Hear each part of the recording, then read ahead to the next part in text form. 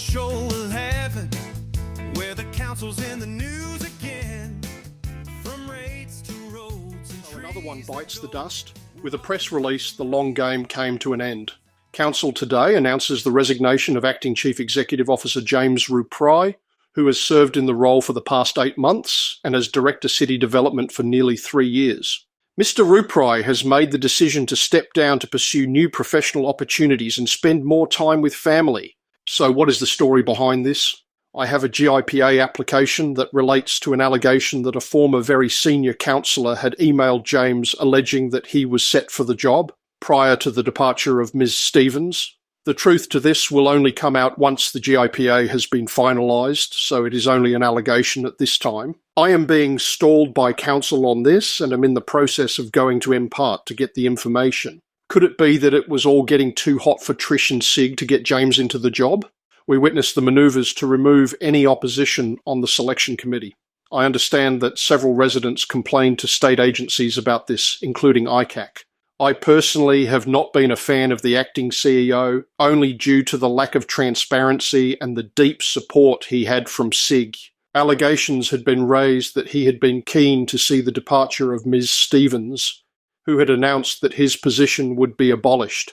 There was also the issue of him changing his name from Davis to Ruprai, that may, again not stated as fact, but his brother had been convicted of a serious offence related to the killing of a man related to a drug rip-off. Actor Blake Davis was jailed after fatally striking rapper Jet McKee with a samurai sword in 2018.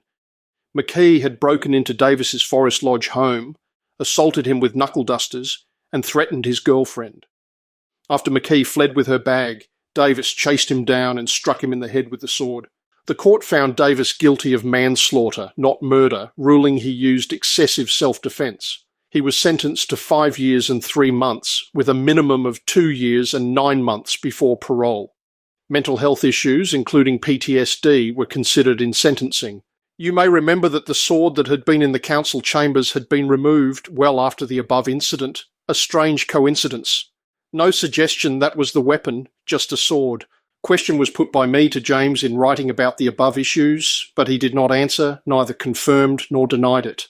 Of course, James had nothing to do with this incident. He was only related to his brother. Nothing more. There is no suggestion of any wrongdoing by James. It was rumoured that his brother, after his release, worked at a prominent licensed premises in the Shoalhaven, and that James may not have declared a conflict of interest related to that business. I know that is with a state agency for consideration. Again, I wrote to him and asked him to provide a response. Nothing came back. So this is not fact, other than it is being looked at, and that James would provide no response to questions. I have emailed James to ask would he take part in an interview or answer some questions in writing about his time at council. As yet no response. Maybe I am not on his good guy list.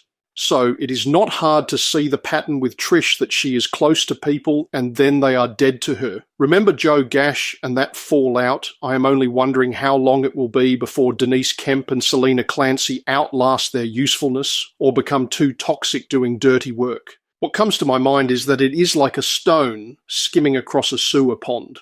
Using the line, "spend more time with family," is almost the kiss of death from the Don.